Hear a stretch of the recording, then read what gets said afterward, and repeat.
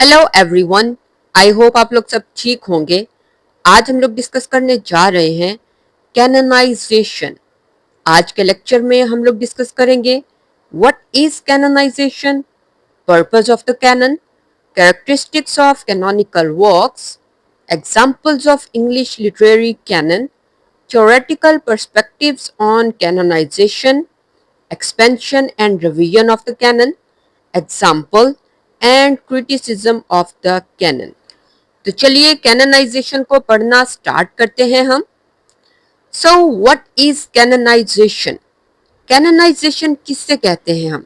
Canonisation एक process को कहते हैं जिसके थ्रू टेक्स्ट को, ऑथर्स को और जॉनरास को जज किया जाता है। ये एक स्टैंडर्ड है। कैननाइजेशन एक स्टैंडर्ड है जिसे सेट किया जाता है डिफरेंट वर्क्स को, ऑथर्स को, जॉनरास जिन्हें हम टाइप्स भी कहते हैं, उन्हें जज करने के लिए, उनका नाप तोल करने के लिए। अब उस स्टैंडर्ड में देखते क्या हैं? उसमें ये देखते हैं कि ये जो वर्क है, ये जो ऑथर है, ये कल्चरली अथॉरिटेटिव है या नहीं, किसी कल्चर को रिप्रेजेंट करता है या नहीं, इसका लॉन्ग लास्टिंग लिटरेरी वैल्यू है या नहीं, कि ये वक्त के साथ साथ ये नहीं है कि इसकी अहमियत ख़त्म तो नहीं हो जाएगी, उसके अलावा एकेडमिक करिकुलम में ऐड किया जा सकता है या नहीं, और ये पढ़ने के लिए ज़रूरी है या नहीं किसी ट्रेडिशन को रिप्रेजेंट करने में।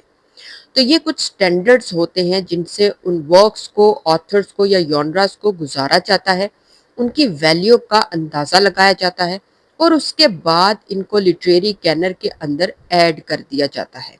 तो ये है कैननाइजेशन, एक प्रोसेस जिसके अंदर नाप तोल किया जाता है।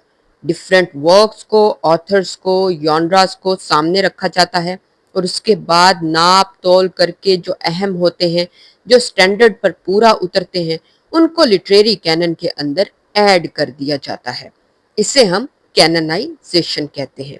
इसके अंदर जो वर्क्स होते हैं वो खास अहमियत रखते हैं, वो एक कल्चर को रिप्रेजेंट करते हैं, कल्चर को शेप करने में अहमियत रखते हैं, उनको हिस्ट्री के अंदर ऐड किया जाता है। हम जब भी इंग्लिश लिटरेचर की हिस्ट्री पढ़ते हैं एज वाइज, तो हर एज में कुछ पर्टिकुलर राइटर्स को पढ़ते हैं। अब एक एज में हजारों राइटर्स गुजरे होंगे, उनके वर्क्स भी गुजरे होंगे, लेकिन हम सबको नहीं पढ़ते। हम पर्टिकुलर राइटर्स को पढ़ते हैं जो अहमियत के हामिल होते हैं, जो स्टैंडर्ड पर पूरा उतरे होते हैं, उनको पढ़ते हैं हम। बाकी जो स्टैंडर्ड पर पूरा नहीं उतरते, जो कैननाइजेशन के प्रोसेस पे पूरा नहीं उतरते, उनको साइड पे कर दिया जाता है और जो पूरा उतरते हैं उन्हें लिटरेरी कैनन के अंदर ऐड कर दिया जाता है। ये है कैननाइजेशन का प्रोसेस। जो वर्क्स उस स्टैंडर्ड पर पूरा उतर जाते हैं उन्हें हम क्लासिक्स कह देते हैं, क्योंकि वक्त के साथ साथ उनकी आर्टिस्टिक वैल्यू ख़त्म नहीं होती। वो उसी तरह से होते हैं अहम जैसे पहले थे, उनको वैसे ही पढ़ा जा रहा होता है जैसे वो पहले थे। उनका कल्चरल इन्फ्लुएंस, उनकी क्रिटिकल एप्रिसिएशन कुछ भी वक्त के साथ ख़त्म नहीं होती और उनको हम क्लासिक्स कह देते हैं, क्योंकि वो वक्त के टेस्ट को पास कर चुके होते हैं, वो कैननाइजेशन के प्रोसेस से गुजर चुके होते हैं और उनके सिग्निफिकेंस, उनकी अहमियत वक्त के साथ वैसे ही होती है जैसे पहले थी। अब कैनन वर्ड का मतलब क्या है? हमने कैननाइजेशन को कहा कि ये एक प्रोसेस है, लेकिन ये जो वर्ड है कैनन, इसका क्या मतलब है? ये वर्ड कैनन एक्चुअल में आया है ग्रीक से, जिसका मतलब है रूल, मेजरिंग रॉड और स्टैंडर्ड। तो ये एक स्टैंडर्ड होता है, ये एक मेजरिंग रॉड होता है, ये एक रोल होता है। और लिटरेचर के अंदर भी मैंने जैसे पहले बताया कि एक्सेप्टेड स्टैंडर्ड्स को हम कैनन कहते हैं, जिसके जरिए वर्क्स को नाप तोल किया जाता है, उन्हें जज किया जाता है और उसके बाद लिटरेरी कैनन के अंदर ऐड किया जाता है। जैसे कि विलियम शेक्सपियर, शेक्सपियर किस एज का था और आज भी हम उसको पढ़ते हैं, वो वैसे ही इम्पोर्टेंट है जैसे रेनेसेंस एज में था, वैसे ही उसके वर्क्स को आज पढ़ा जाता है जैसे पहले पढ़ा जाता था। उनकी सिग्निफिकेंस, उनकी अहमियत खत्म नहीं हुई।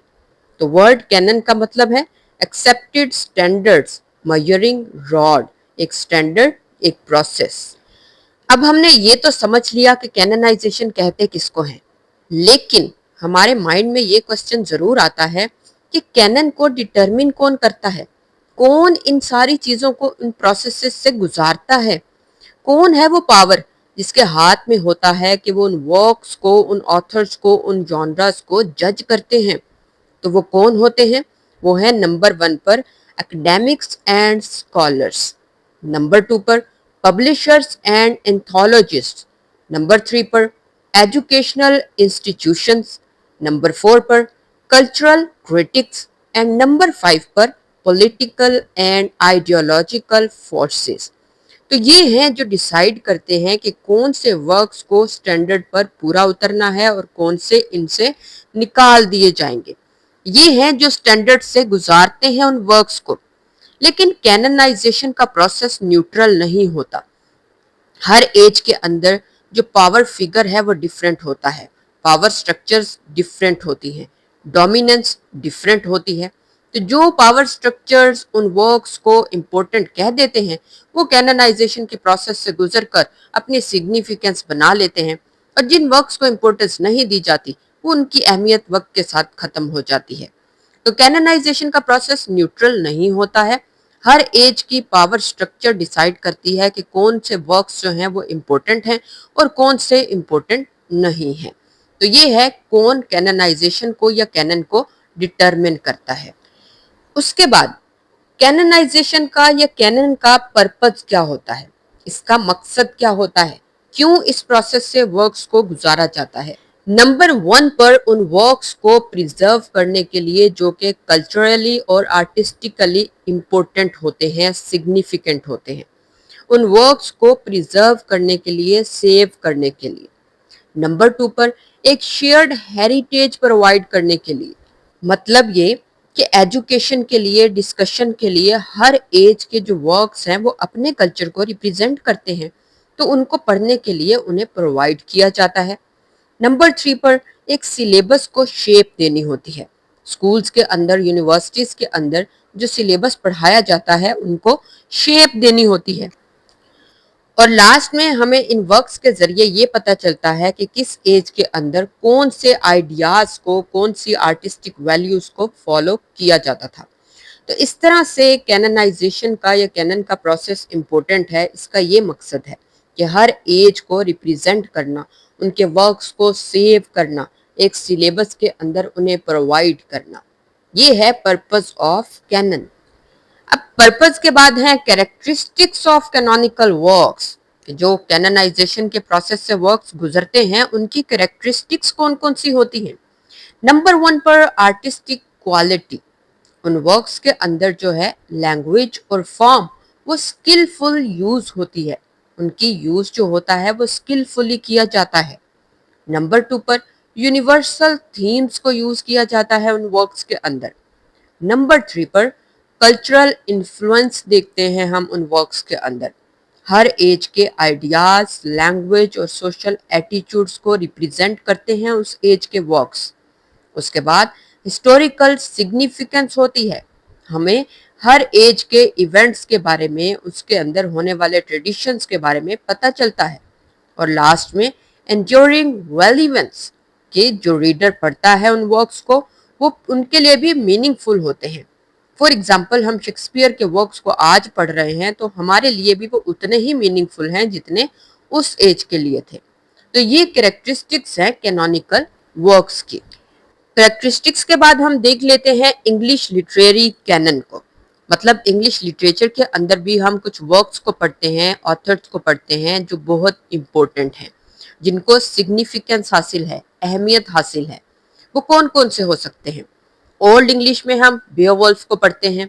मिडल इंग्लिश में हम जॉफ्री चौसर को पढ़ते हैं, विलियम लैंगलैंड। रेनेसेंस एज में William Shakespeare, Christopher Marlowe, Ben Jonson. Restoration age में John Milton, Alexander Pope, Jonathan Swift.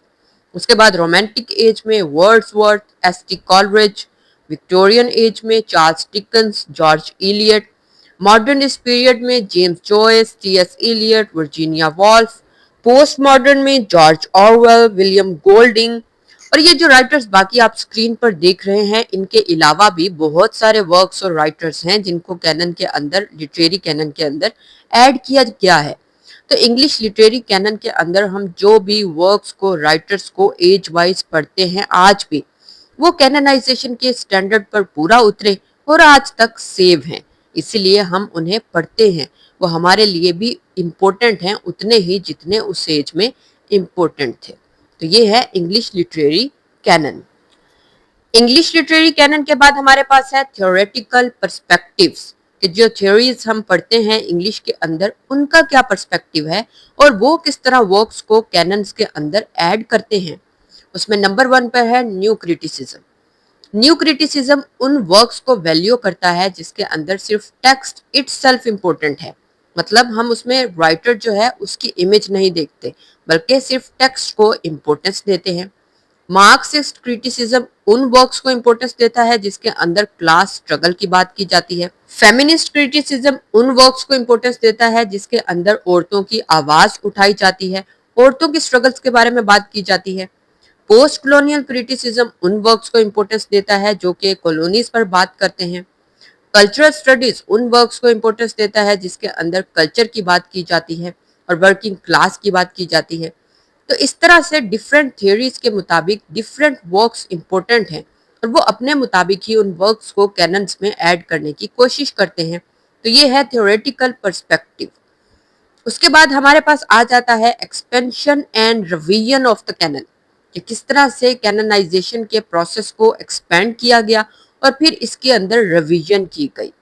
अब जब मॉडर्न करिकुलम को हम पढ़ते हैं तो उसके अंदर हम African, Asian, Caribbean, indigenous literatures को भी पढ़ते हैं, वीमेन राइटर को पढ़ते हैं, एलजीबीटीक्यू को पढ़ते हैं। इसके अलावा डिफरेंट जॉनरास जो हैं उनकी सब टाइप्स भी ऐड की गई। इस प्रोसेस को हम रीकैननाइजेशन या डीकैननाइजेशन कहते हैं।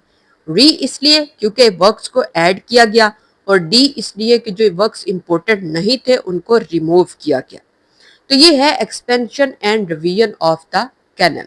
नेक्स्ट हम देख लेते हैं जॉन डन की फेमस पोएम द कैननाइजेशन। उसके अंदर स्पीकर ने रोमांटिक लव को रिलीजियस सेंटहुड के साथ कंपेयर करते हुए हमें इमोर्टलाइजेशन ऑफ लव दिखाई है थ्रू पोइट्री, कि किस तरह से पोइट्री के अंदर भी लवर्स को कैननाइज किया जा सकता है। और इसके जरिए हमें दिखाया गया है लिटरेरी कैननाइजेशन का प्रोसेस, कि किस तरह से पोइट्स को और सब्जेक्ट्स को लिटरेरी इमॉर्टैलिटी हासिल हो सकती है, कि किस तरह वो हमेशा के लिए जिंदा रह सकते हैं अपने वर्क्स के जरिए। इस पोइम के अंदर जॉन डन ने इसको डिस्कस किया है। उसके बाद हम देख लेते हैं criticism of the canon. Obviously हर चीज जो होती है उसके ऊपर क्रिटिसिज्म तो होता ही है और कैननाइजेशन के प्रोसेस पे भी क्रिटिसिज्म हुआ है। जैसा कि क्रिटिक्स का मानना है कि लिटरेरी कैनन के अंदर जो वर्क्स ऐड किए गए हैं वो यूरोसेंट्रिक हैं, यानी कि यूरोपियन है मेनली, या फिर वो मेल डोमिनेंट है, मतलब ये कि उसके अंदर जो मेल डोमिनेशन है उसको दिखाई गई है। उनके अंदर औरतों को ऐड नहीं किया गया या माइनॉरिटी को ऐड नहीं किया गया या नॉन वेस्टर्न राइटर्स को ऐड नहीं किया जाता। उसके अलावा मॉडर्न जो क्रिटिक्स हैं उनका मानना है कि कैनन को एक्सपेंड करने की ज़रूरत है। इसके अंदर हर तरह की आवाज़ों को ऐड करना चाहिए, हर तरह के वर्क्स को, ऑथर्स को ऐड करना चाहिए। तो ये है कैनन का क्रिटिसिज्म। तो ये है पूरा कैननाइजेशन का प्रोसेस। कैननाइजेशन इंग्लिश लिटरेचर में प्रोसेस है, एक स्टैंडर्ड है जिसके थ्रू वर्क्स को, ऑथर्स को गुजारा जाता है, नाप तोल किया जाता है। उसके बाद उन वर्क्स को सिलेक्ट करके प्रिजर्व किया जाता है और फिर उन्हें पढ़ाया जाता है। तो ये है कैननाइजेशन का प्रोसेस। उम्मीद है आपको समझ आई होगी। आज के लिए इतना ही। मैं मिलूंगी अपनी नेक्स्ट वीडियो में, तब तक के लिए खुदा हाफिज।